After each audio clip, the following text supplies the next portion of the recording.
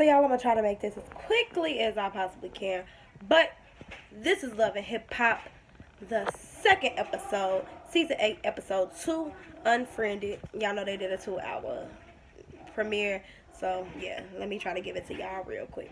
So the episode opens up with the introduction of your girl Shekinah Joe. Now she's having some type of, I want to say, seminar or something with Kurt and Rashida hosting. Now they're talking about marriage, of all people to be talking about marriages. I don't know why she chose Kurt and Rashida. I guess because they've been through the most.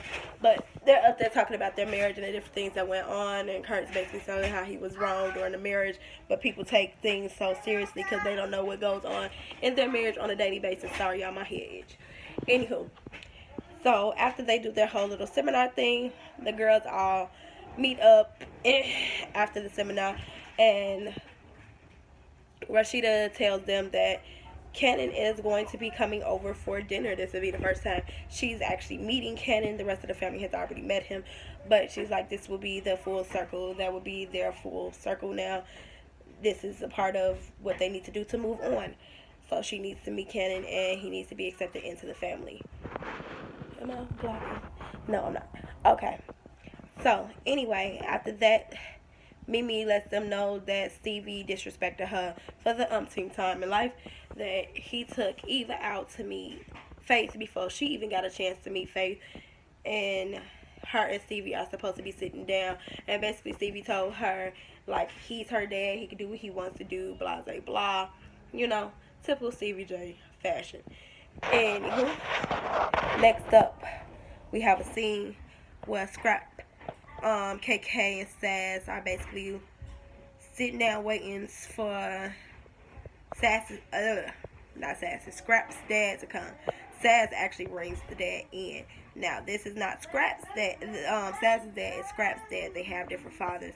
So, this will be the first time he's meeting his dad in life.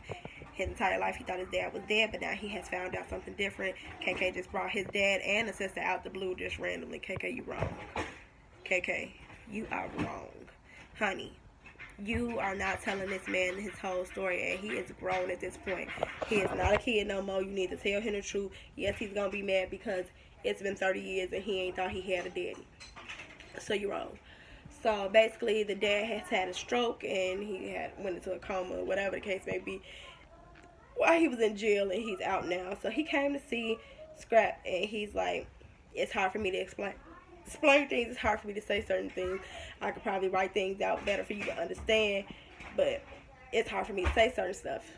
Scrap ain't trying to hear none of what he talking about. He wanted to hear him out at first, but now he doesn't really care, and he basically exits the stage left. Saz follows him out the door and tells him, like, you know, bro, I understand that you're upset because mom's keeping certain things from you, and it sounds like your dad can't really tell you what the heck's going on, and it's a lot to the story that ain't been being said. Y'all, cut it out. It's a lot to the story that ain't being said. So, he's like, but as Muslims, we have to learn. We're supposed to forgive and move on. Be happy that man here now. He was able to get you out. He came through when you needed him the most. So just be happy of that. And don't let him leave without getting the answers that you need. Which is true. You want answers, you need to get them. Don't let your pride get in the way of getting your answers. I know you're upset, you're hurt. But honestly, they're both to blame in this situation. So he goes back in, he talks to him. He like, man, look, I ain't never had a father. You say you ain't had a father. I got 2 little boys that call me daddy. And I ain't never been able to say that to nobody. So, let me introduce myself to you. My name is Scrap. Nobody calls me Will. It's nice to meet you. They gonna start off for a good foot. After this, we finally get to see Miss Carly Red's fiance, honey. And I ain't gonna lie, dude cute. So cute. Like, hey, Carly, man. If she don't want you, I'll take you, honey. How you doing? Because you got her burger for a while. I see you. So they having a nice little intimate moment at the house or whatever. She talking about how happy she was. She like, you got my name tatted on your hand, your finger.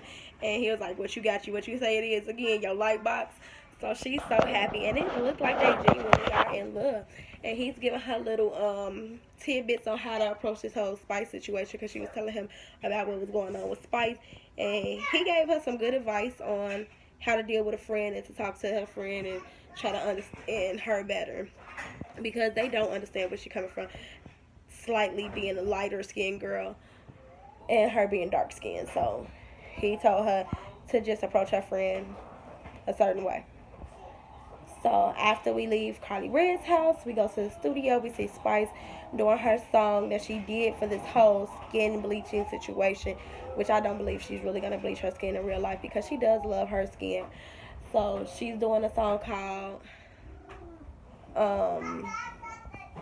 Hypocrisy, Color Hypocrisy, some stuff like that. And she in the studio and she's doing the song. It was actually a nice song, and she has two of her friends from Jamaica there with her, and she's discussing this whole skin bleaching thing, because in her culture in Jamaica, in her country, they don't see skin bleaching as a big thing. It's like the norm out there, which I have been hearing that a lot, especially when the Black China situation dropped and she was taking her skin bleaching soaps out there. They was making it seem like the skin bleaching thing was just a norm out there in Jamaica. But her friends is basically giving her some good advice. They understand where she's coming from, but her friend does want her to be aware of what she will be doing to her. And they like, what you think the people in Jamaica gonna think? They're gonna, what do you think they're gonna say? How are people gonna view you? She's like, her other friend was like, I just want you to be safe. I don't want you to do anything that's gonna harm you. I don't want you to do anything that's gonna hurt you in any type of way. So she's like, I understand, but I need to do this for me. I need to do this to help my career. I don't want to do this for me. She's like, I understand you made up your mind, but I just want you to be safe. I want you to be okay. Sounds like she got some really good friends, and it was nice to see Spice with some friends from her country there. And I think we tend to forget that Carly Red is not originally from here. She's like from Trinidad. Like, she actually is like Trinidadian. A lot of people forget until she starts using her accent, because Carly has been like Americanized kind of, but she still is that same girl. So next up, we got Mimi and Stevie J. Stevie is coming over to sit down with Mimi so they could discuss what's going on and why he feel like it was okay to take Eva out to meet Faith before she met Faith, and how it was disrespectful for her.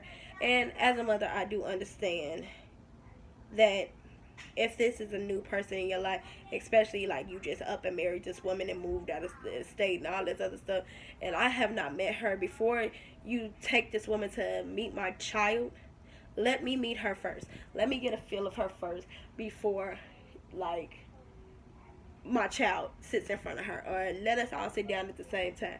Stevie didn't see the problem. He like, Faith is a mother and this and that. She understands. Like, I just got excited. I got excited. I got excited. Hold on.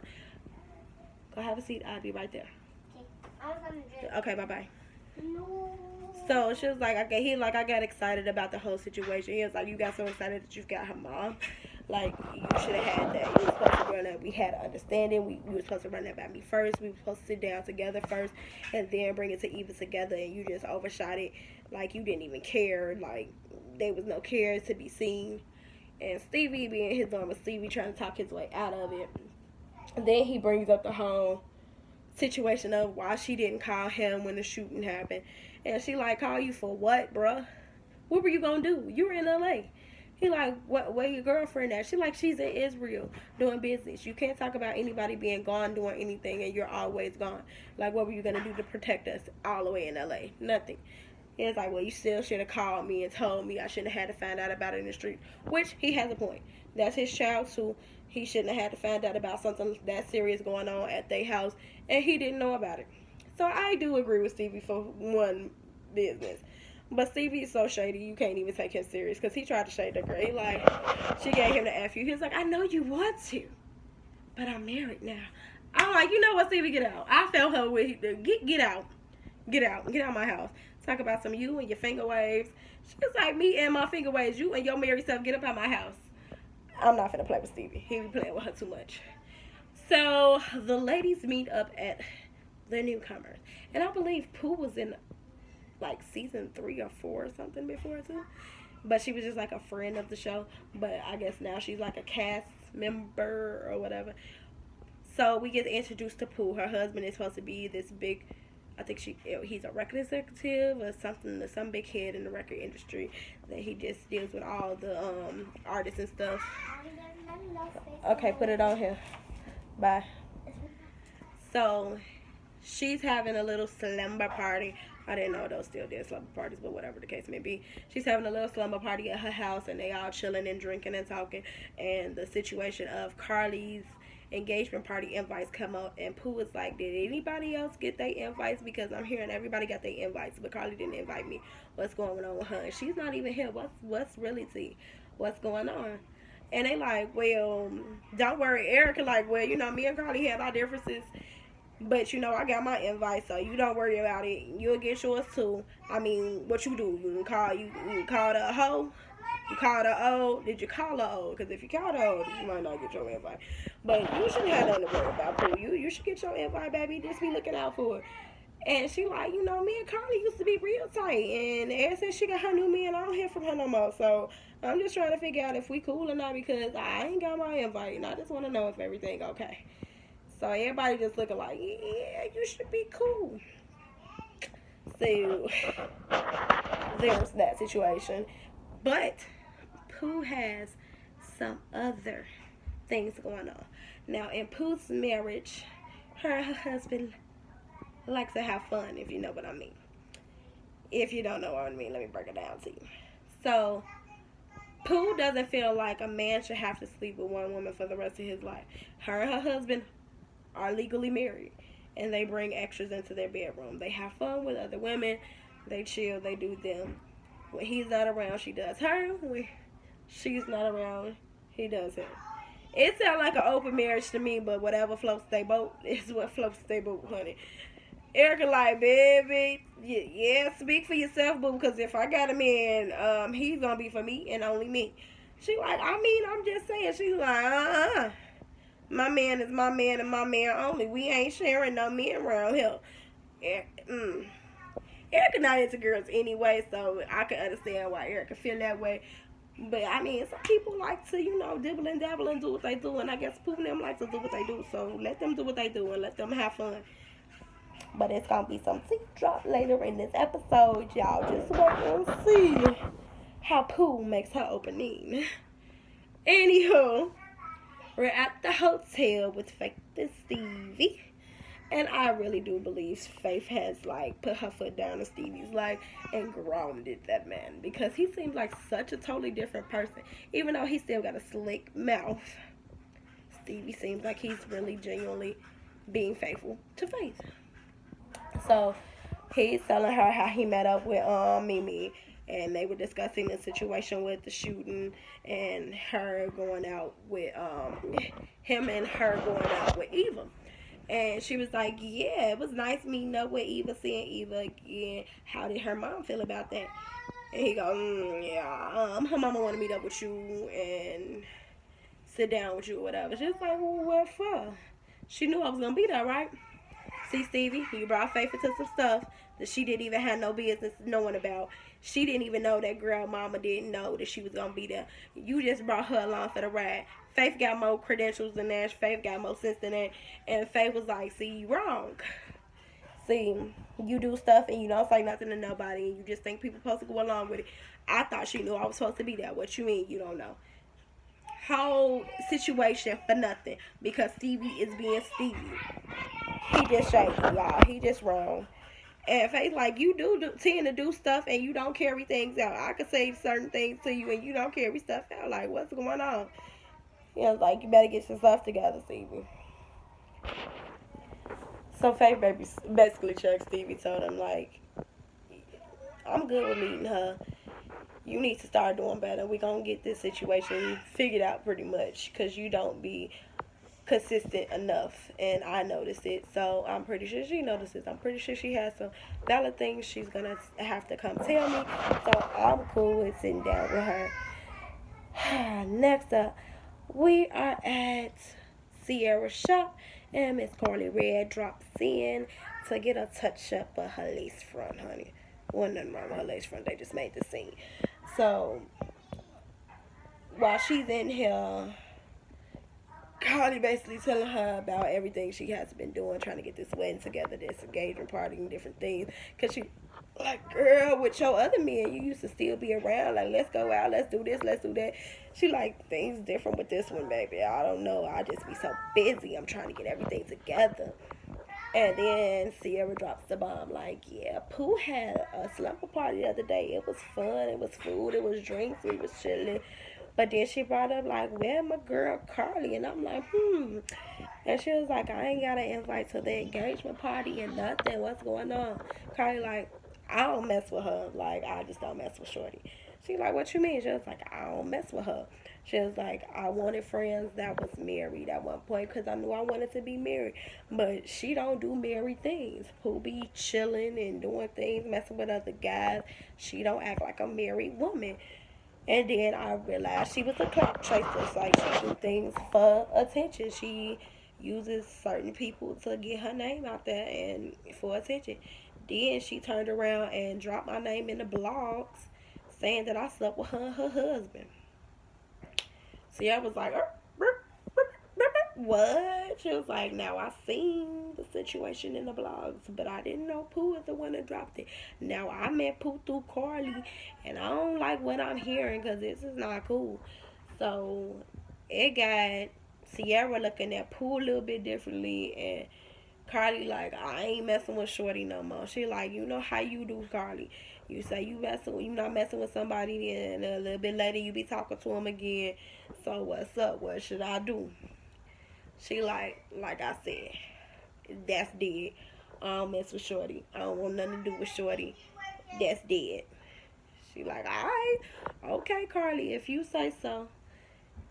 It sounds like Carly don't want nothing to do with this girl, but this story about her sleeping with this girl husband and her, baby, that's a whole nother story.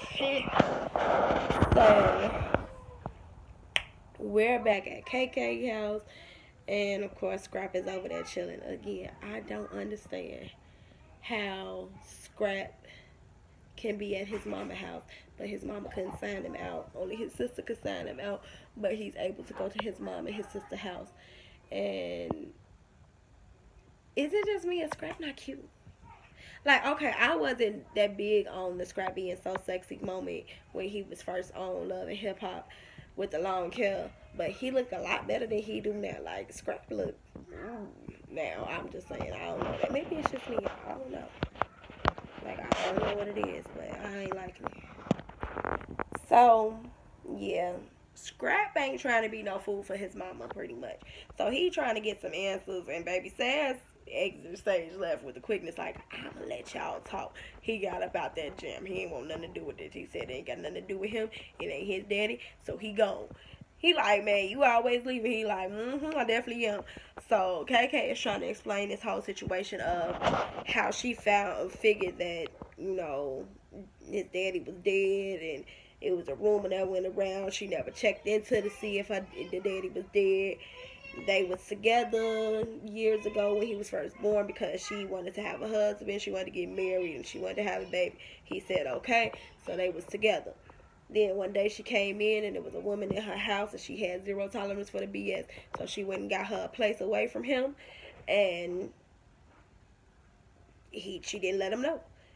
And from there she ended up getting locked up. They said 18 months while she still had arm baby. She said she got out. 6-7 years later, she still hadn't heard from him, and she heard he was dead, so he was dead to her. She said she ain't trying to find out nothing. She found out he was still alive while Scrap was in jail, and that was the only purpose he served. She said she didn't tell him while he was in jail because she didn't want to have him stressing about some situation like that while he was still locked up. But she was like, now he had a purpose. He ain't had no purpose back then. He got a purpose now. You out the halfway house, just be happy. She was like, he wasn't no purpose then, so why would I even bring him up? KK is still not adding up for me neither. I'm with Scrap. Something you ain't saying. It's something you ain't telling. And I feel like you wrong. 30 years and this man been thinking his daddy was dead. And all of a sudden, out the blue, his daddy alive and he got a sister. Girl, come on now. Give us something better than that, KK. Give us something better than that. Even the story you was telling, I can understand. Yeah, you just dismissed him and dipped off and left. But come on, man, give us something better. Give us something better, KK. So we at Kurt and Rashida's house, and they bringing over Mr. Cannon to come visit the entire family and spend the night or whatever the case may be. I don't know if it was just dinner. He was spending the night. So, anywho, and little man got a little attitude. Like he terrible too, for real. And quite frankly, Rashida, let me break it down to you. I need whatever tips you got to have a baby that's two, a little boy that's two and not potty trained. Because, you know, this little boy thing is new to me, y'all. And I'm trying to, you know, fully potty train my son. And she like, at two, ain't no pull-ups in my house. I said, shit, it ain't. Let me go drop my son off at your house then, since it ain't no pull-ups at your house. Because I don't know. Maybe it's because you at home all the time, baby. I work. I ain't got time. Like, you do some music here and there. You dibble and dabble in some music. And you do the show. So you at home with your kids all the time. So I can understand that. But, honey, I work full time, and pull up is pull up. So I don't know what she talking about, but she like he be in draws. She like, it's some things that I see that needs to be fixed and adjusted, and we need to just worry about his well being. Kurt like, I don't know what she doing with this child support money because she's never around. All I see is her party on Instagram and Twitters and stuff like that. And her mom and her grandma are the ones that's taking care of Cannon, which I don't know when this whole dynamic changed, when Jasmine just became out the picture in her child's life, because it was looking like she was really being my mom. But I guess looks are deceiving. I ain't really been following her on Instagram and nothing like that, so I don't know. But they having this nice little family moment, and not to say the little boy don't like Rashida, but he wasn't too warmed up to Rashida yet. So yeah, he was being a normal 2-year-old, I guess, like, I don't know you, lady. Let me wait some time. But he know his brothers and sisters. He's been around everybody else. He just hasn't been around Rashida. So she like, he gonna have to get used to Shema's roots around here. Cause she like, ain't he gonna be potty trained? And she went to grab the phone from him. He, no, stop. She like, are you yelling at me? You stop. Typical 2-year-old stuff. I mean, he's two. It ain't too much he got to. But it makes some noise. So, we're out to dinner with Stevie and Faith. And they're waiting on Mimi. Now, baby, Faith lips to me just seem like they so wide. I don't know. Not to say like Faith probably get some bomb head or something, because her mouth look like hell been wide. Not even to put that out there like that, but just look at her mouth the next time y'all look at Faith in the interview. Like, she got that Joker mouth. Her lips spread wide, yo. Like, wide. And the lipstick don't make it better. Oh my gosh. Anywho, so Mimi comes strolling in, like, what was the name of that cartoon with the white character, black character, white black spy, whatever the heck it was. She came in there with that green trench coat like she was just on a mission, honey. Just she sit down, she look at with Stevie with this face, and it was like she addressed Faith. Her Faith little addressing was, she tried to get a little snooty, but she couldn't get snooty because Faith was too damn nice. She was like, hi, how are you? Yes, hi, yeah. They sat down good, but then she attacked Stevie. Oh, she went in on Stevie. She started off with us. So you just decide you're gonna tell Eva you gonna move to LA. Why would you tell somebody like that? She's very impressionable. Baby, Stevie thought he had a teammate in Faith. Faith was like, look, I'm a mama first. Baby, they tag team Stevie ass at that table with the back, and Stevie just sitting there like, wait a minute, Jesus? Whose side are y'all on? Wait, Faith, you supposed to be on my side. You my wife. It was like, Mimi had a point, and Faith rebutted up and was like, yep, you do got a point, because he don't be doing that, and I be noticing certain stuff too. And then Mimi was like, and then you didn't do that straight. Then you introduced her to our child, and we decided we were going to do that together, and you didn't say nothing to me. You just forgot about Eva's mom. She was like, hold on, wait a minute. I do apologize because I did not know that you didn't know that I was going to be there. I didn't know, so that's my apologies, because I do understand, being a mother, how that would be affecting you, and that should have happened first. So I do apologize, and I take responsibility for that one because I didn't know he didn't let you know. And poor little Stevie like, so this is just team up on the good guy now. And I give Stevie his credit, he has been being a good guy. But baby, they was like, tag, you're it. Tag, and you don't, and you don't, and you don't, and you don't, and you need to get better. And Faith came in with a slam dunker. Boom. Oh, it will get better. Things will be changing. We will make sure that it happens and the communication will be better. And everything will be right. Because he's going to do better, and I will make sure of that. Boom! Wifey status. That's why she got the title. I was like, okay, Mrs. Jordan. All right. Okay, Faith. Girl, she hit him with the... We gonna get some things in order. And you're going to communicate better with your baby mama. Because now that I'm here, things will change. And Mimi was like, well, all right. And I believe her. And Faith puts him in his place. He needed somebody that was going to ground him. Oh, bitch, you knew it wasn't you? Are you okay with that now? She was all happy and kiki and they cheering and shit. And Stevie just sitting here looking lost like, what the fuck just happened at this table? You got a wife, bro. That's what just happened. Faith came in and regulated some shit. I was like, well, okay, Faith. I'm not mad at you because that was wifey status. That's what you was supposed to do, girl. And I ain't mad about one bit of it. It was like, tag, bitch. I'm all here for everything that you need. If you need anything, bitch, you want my number, call me. If he ain't doing what he supposed to do, you go ahead and contact me type status. I said, well, okay then. All right. Two together. See, I like Faith and Stevie together. Stevie needs to put his ass in check. She don't need you, Stevie. She got her own. You can't run her like you ran them other ones. To the next scene. Pooh showed up at Carly's shop. Now, why did Pooh pop up at Carly's shop? Carly like, girl, I done had this shop for 3 years and you ain't never strolled up in here other than the first day for the paparazzi. Boom, bitch. I said, ooh.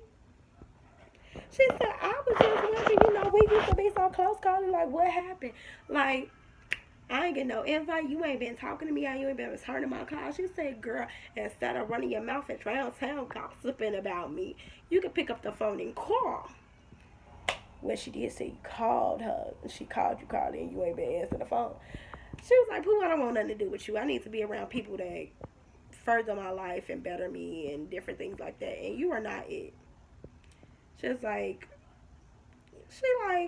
you just want, you're an opportunist and you just want to be around people that have names and can get you around better names. Pooh was like, do you know who my husband is? She was like, girl, don't nobody know who your husband is. Nobody care. She was like, he knows all the best artists and he's around everybody. Do you think I need to be around you to be around celebrities? She was like, girl, that was in 1942.